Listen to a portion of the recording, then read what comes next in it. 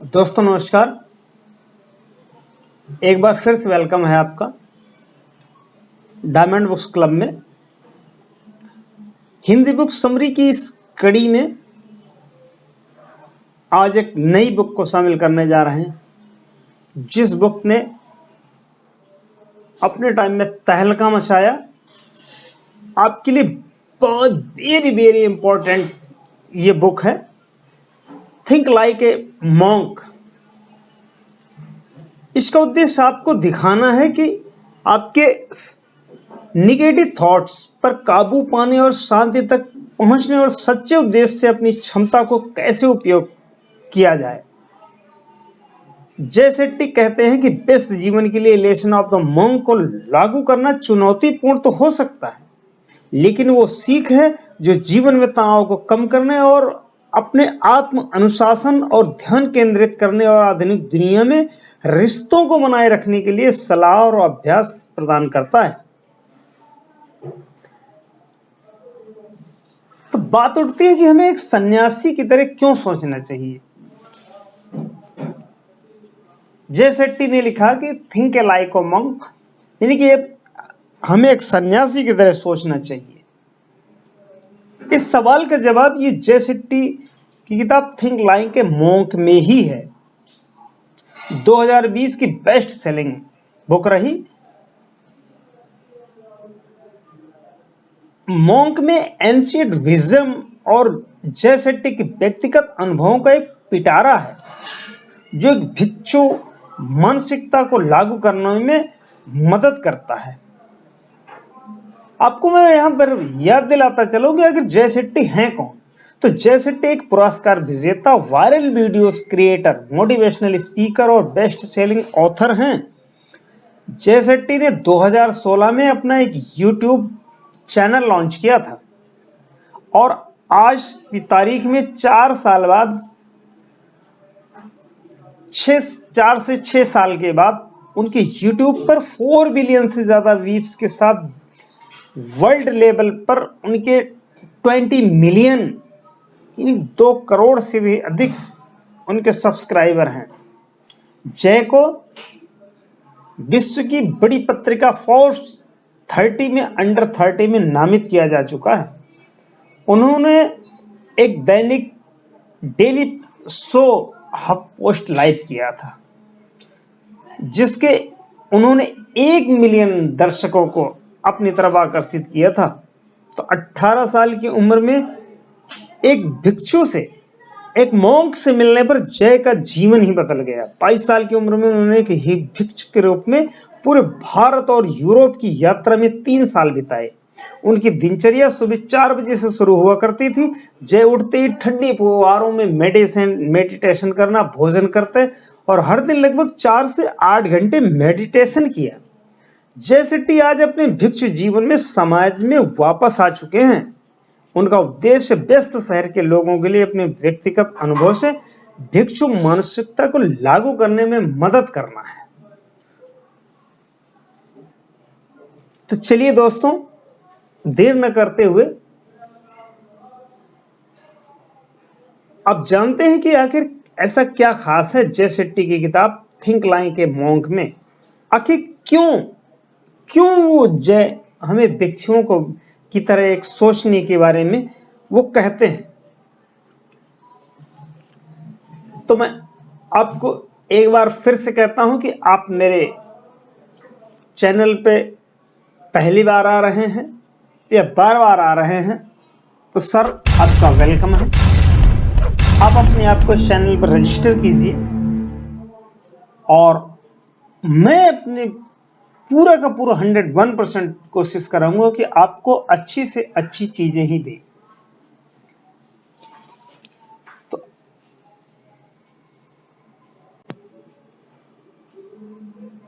तो ऑथर ने इस बुक को 3 भागों में विभाजित किया है। पहले भाग में जाने दो और दूसरे में उन्होंने कहा ग्रो कीजिए।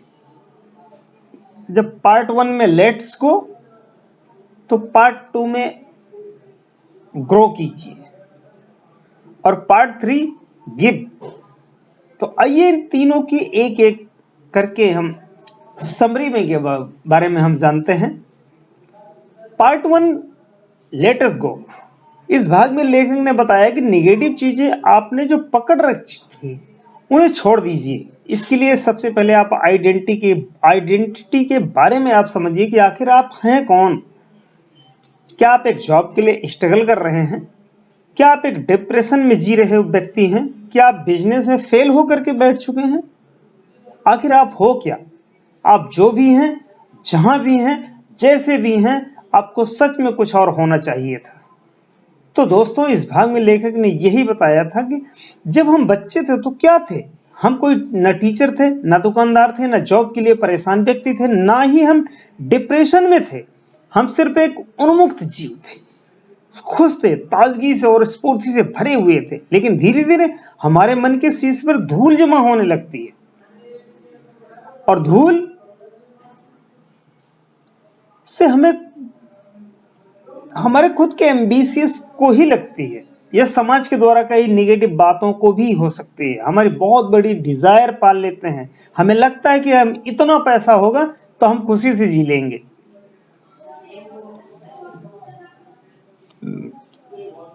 लेकिन उसके मुकाबले में एक गरीब आदमी ज्यादा खुश होगा, जिसकी पत्नी अपने हाथ से खाना बना करके खिला रही होगी, या उसे कोई बीमारी ना हो। ऐसे हम बिजनेस में फेल होने के लिए इसलिए ऐसा डरते हैं क्योंकि हम सोचते हैं कि हम लोग क्या कहेंगे। तो दोस्तों, इस तरह की धूल को अपने मन के आईने से साफ कीजिए। आप देखेंगे कि आपकी आइडेंटिटी और जीने का असली मकसद पता चलेगा। आप फिर से बच्चे की तरह और टेंशन फ्री जीवन जीने लगेंगे। अपने आइडेंटिटी को जानने के बाद आप अपनी निम्न चीजें, ये चीजें छोड़ दीजिए। लोअर वैल्यू, बहुत से लोगों में लोअर वैल्यू पाई जाती है, जिसकी वजह से लाइफ को वैल्यू भी कम हो जाती है और कुछ लोग खुश नहीं रह पाते। उन्हें लगता है कि लोअर वैल्यू से सच्ची खुशहाली हासिल कर लेंगे, लेकिन इनकी सोच ही गलत है। बहुत लोग लालच में आकर के स्कैम तक कर दिया करते हैं, फिर देर सवेरे उनका पतन हो जाता है, इज्जत भी जाती है। लालच में लोअर वैल्यू को जाने दें, इसको छोड़ दीजिए। आपने जो पकड़ रखा है, दूसरों की तरक्की से जलिए। अगर जो जलेगा वो हाई बीपी, स्ट्रेस, एंजाइटी, बीमारियां उन्हें घेर लेगी। इसलिए कभी दूसरों से जलन न करें, इसके बजाय उनकी तारीफ करें और खुद भी प्रेरित हों। क्रोध करने से आदमी को बहुत बड़ा नुकसान होता है। ऐसे ऐसे झगड़े हो जाते हैं जिसमें भाई भाई के खून के प्यासे हो जाया करते हैं। कामुकता से भी इंसान का पतन हो जाता है। लोग ऑफिस में सेक्सुअल हरासमेंट करने लगते हैं और उनमें तरह तरह के केस हो जाया करते हैं। ऐसे आदमी फिर कोई भी बात नहीं करता है। इसलिए स्पिरिचुअल रहने से कामुकता को हटाया जा सकता है। तो लोअर वैल्यू को अपने लाइफ से जाने दें। यही एक मॉन्क कहता है कि एक बहुत ही शांत रहता है और कभी संतुष्ट रहता है। फियर, बहुत से लोग डर के साए में जिंदगी गुजर रहे हैं कि कहीं जॉब ना चली जाए, कहीं बिजनेस में फेल ना हो जाए, कहीं एग्जाम में फेल ना हो जाए। इस तरह से ये कई तरह के डर हमें घेरे हुए हैं। लेखक कहते हैं इन डरों का कारण हमारी अटैचमेंट यानी आसक्ति है। इसलिए इन सबको डरों को दूर भगाने का तरीका डिटैचमेंट, अनासक्ति। एक साधु कभी भी चीजों से अटैच नहीं होता है। ना उसे घर का मोह है, ना जॉब का, ना पैसे का। खाना जैसा मिल जाए खा लेता है, मौज से रह रहा है। इसलिए वो हमेशा निडर होता है। Remove negativity. आज की दुनिया में हर तरफ निगेटिव बढ़ती जा रही है। सोशल मीडिया पे, टीवी चैनल्स के जरिए बहुत से बढ़ावा मिल रहा है। हर इंसान कड़वा बोल रहा है, जोर से बोल रहा है। अगर दोस्तों आप भी ऐसा करते हैं तो अर्थात निगेटिविटी फैलाते हैं, तो आप इससे दूर हो जाइए, छोड़िए इसे, टेक गो। क्योंकि what goes around comes around. बोए पेड़ बबूल का तो आम कहां से हो। जैसा कर्म करते हैं वैसा ही आपको फल मिलता है। अगर आप दूसरों को निगेटिविटी विक्टिम हैं तो आप खुद से दूर कर दें।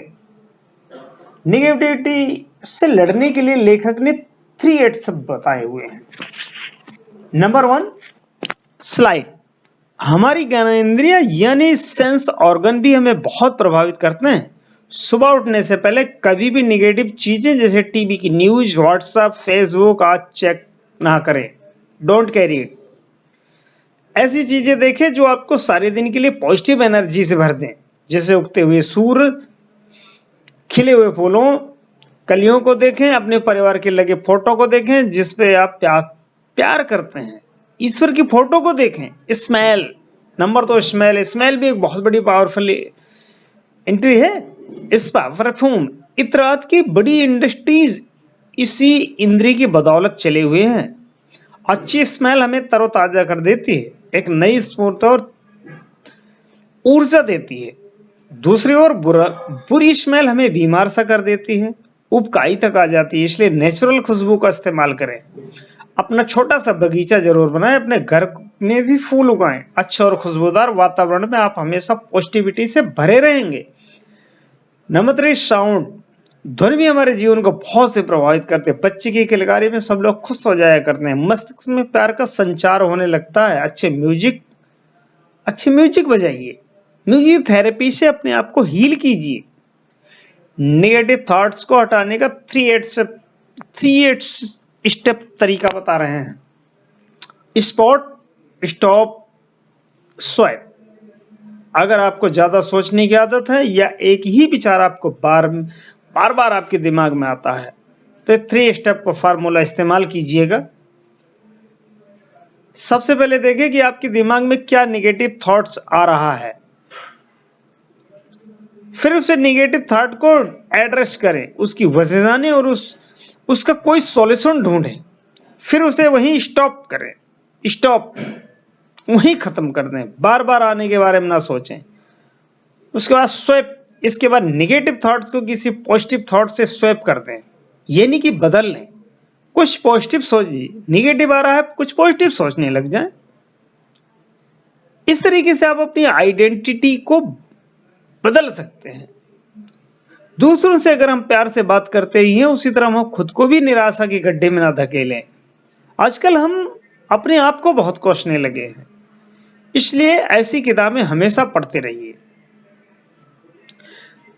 बुक की पार्ट 2 में बात करते हैं grow, think like a monk. Part 2 बात करता है ग्रो। अगर आपने अपनी आइडेंटिटी पहचानी, टेक्स गो यानी लेट अस गो, आपने बहुत चीजों को जाने दिया, अब ग्रो कीजिए। ग्रो कहां करना? Follow your passion. वो चीजें करें जो इससे आपको खुशी मिलती है, तभी आपकी ग्रोथ हो पाएगी। दूसरों की देखा देखी कुछ भी ना करें। बहुत से पेरेंट्स दूसरों की देखा देखी अपने बच्चे को साइंस रखवा दिया करते हैं ताकि बच्चा भी डॉक्टर या इंजीनियर बन जाए। बेशक बच्चे का उसमें कोई इंटरेस्ट ना हो, लेकिन वो अपने अधूरे सपनों को बोझ उस पर लाद दिया करते हैं। कई बार बच्चे तो आत्महत्या तक कर लिया करते हैं। इसलिए बच्चों को इंटरेस्ट और स्ट्रेंथ जानकर के ही उसमें सब्जेक्ट चुनना चाहिए। इसी तरीके से जॉब या बिजनेस में भी सिर्फ अपने पैशन को फॉलो करें। नंबर 2 में गुड इंटेंशन। किसी भी काम को अच्छी नीयत से करें। किसी भी हेल्प को कभी ये सोच कर ना करेंगे बदले में वो भी आपकी हेल्प करेगा। निस्संदेह हेल्प वापस आया करती है दोस्त, लेकिन सिर्फ त्याग भाव से ही हेल्प करें, तभी आपको उसका पुण्य प्राप्त होगा। कभी किसी का अहित न करें, इस तरह से आपकी आत्मग्लानि भर जाया करती है। नंबर 3 में बात करते हैं पावर ऑफ रूटीन्स। हमेशा रूटीन में काम करें। रूटीन्स का मतलब है निश्चित समय पर निर्धारित काम करना। जैसे सुबह 5 से 5:30 तक अगर आप एक्सरसाइज टाइम रखा है तो रोजाना उस समय एक्सरसाइज ही करें। ये नहीं कि 4 दिन एक्सरसाइज कर ली फिर दूसरे दिन यूट्यूब देखने लगे, फेसबुक में बिजी हो गए। ऐसे ही 6 बजे राइटिंग का टाइम रखा है तो 6 बजे राइटिंग ही करिए। ब्लॉग राइट करते हैं तो राइट करिए। इसी तरह मॉन्क भी रूटीन में प्रतिदिन मेडिटेशन करते हैं, लाइफ में कभी दुखी नहीं होते हैं। इसलिए रूटीन को ग्रो कीजिए। Plan your next day and night before. कल आप क्या करने जा रहे हैं उसकी प्लानिंग आप अगर आज आप कर रहे हैं तो सोने से पहले अगले दिन की प्लानिंग कर लीजिए। पेपर या मोबाइल में नोट कर लें और क्लियर हो जाएगा कि आपके पास कितने काम हैं, कौन से बहुत जरूरी हैं। एक एक कार्य को निपटाइए, कंफ्यूज नहीं होंगे, एंजाइटी भी नहीं होगी और आप हमेशा शांत रहेंगे। नंबर 5 पे बात करते हैं इंटीग्रेट टाइम एंड लाइफ। कुछ लोग टाइम को बांट दिया करते हैं। वो सोचते हैं जब नौकरी लगेगी तो खुश हो जाएंगे, जब गाड़ी आएगी तो खुश हो जाएंगे, घर ले लेंगे तो सेटल हो जाएंगे। लेकिन इस चीजों में सालों साल लग जाया करते हैं। तो क्या कब तब आप जिंदगी ही नहीं जिएंगे या खुशी का इंतजार करते रहोगे? एक मॉन्क कभी ऐसा नहीं करता है। वो हरदम खुश रहता है क्योंकि उसे पता होता है कि गया दिन वापस नहीं आएगा। ना ही वो खुश रहने के लिए जॉब, गाड़ी, बंगले का इंतजार कर रहा है। तो दोस्तों जान लीजिए कि टाइम आपकी जिंदगी का अभिन्न अंग है। इसे हिस्सों में ना बांटें, बल्कि इसके साथ साथ आगे बढ़ें, और वो भी खुशी और संतुष्टि के साथ। Fill your mind and with positive thoughts. अपने दिमाग में हमेशा पॉजिटिव थॉट्स ही बने। सुबह उठते उठते आप सेल्फ हेल्प बुक पढ़ सकते हैं। आप एक अदृश्य ऊर्जा से भर जाते हैं।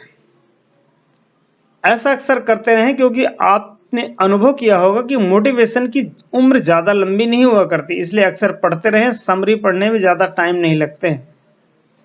आप ब्लॉग्स पढ़ सकते हैं।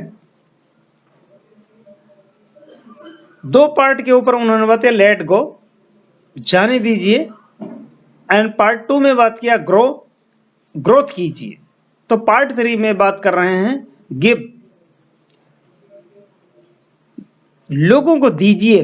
दोस्तों इस भाग में हम जानेंगे कि आप कैसे देने की प्रवृत्ति को पैदा करेंगे। इसमें से आप सच में एक खुश और संपूर्ण इंसान बन पाओगे।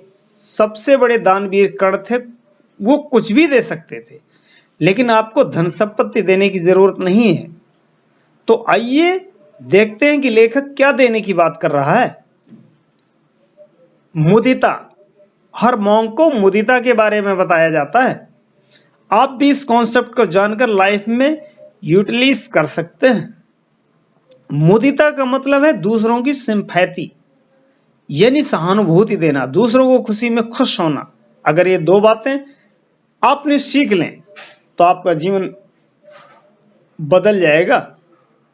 आजकल हर कोई दूसरे को नीचा दिखाने में लगा रहता है, दूसरे से कड़वा बोलता है। इससे दूसरे भी ऐसा करते हैं और सिर्फ नेगेटिविटी फैलती है, खुशी नहीं। इससे बेहतर है कि अगर कोई आपसे बात करे तो प्यार से उसकी बात सुने, उसे कई कष्ट है सिंपैथी दे, न ही उसे क्रिटिसाइज करे, न ही उसे डांटे। इससे करने से ज्यादा स्ट्रेस हार्मोन्स निकलने लगता है, जिससे आपकी धड़कनें बेवजह बढ़ती न लगती हैं, आपको दिल की बीमारियां लग जाती हैं। रिलेशनशिप्स मजबूत कीजिए।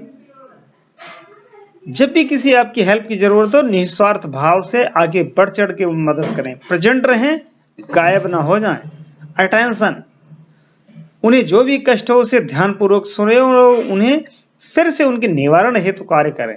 बहुत से लोग दूसरों के कष्ट में आनंद लेते हैं, गलत है। इंटीमेसी। प्रगाढ़ता बनाने के लिए ट्रस्ट और प्यार अपनाएं। उन्हें हर्ट ना करें। हर्ट करने वाली बातें कभी ना बोलें, उनका ट्रस्ट जीते। ट्रस्ट कभी ना तोड़ें। पहली बात तो किसी से प्रॉमिस ना करें। जो प्रॉमिस किया है उसे हर हाल में निभाएं। अगर कोई चीज संभव ना हो तो उसे प्रॉमिस ना करें, लेकिन जितना हो सके आप उनकी हेल्प करें। तो दोस्तों ये रही जय शेट्टी की इस अमेजिंग बुक की समरी। उम्मीद है आपको जरूर इंस्पिरेशन मिली होगी और आप में पॉजिटिव एनर्जी का संचार भी हुआ होगा। कृपया प्लीज कमेंट करके मुझे मोरल सपोर्ट दें। इस वीडियो को लव वंस के साथ आप शेयर भी करें, क्योंकि ज्ञान बांटने से ज्ञान बढ़ता है। हो सकता है इस समरी को सुनने के बाद आप सिंपैथी और काइंडनेस से बात करना शुरू कर दें, और पर्सनल बेनिफिट तो मिलेगा ही। धन्यवाद।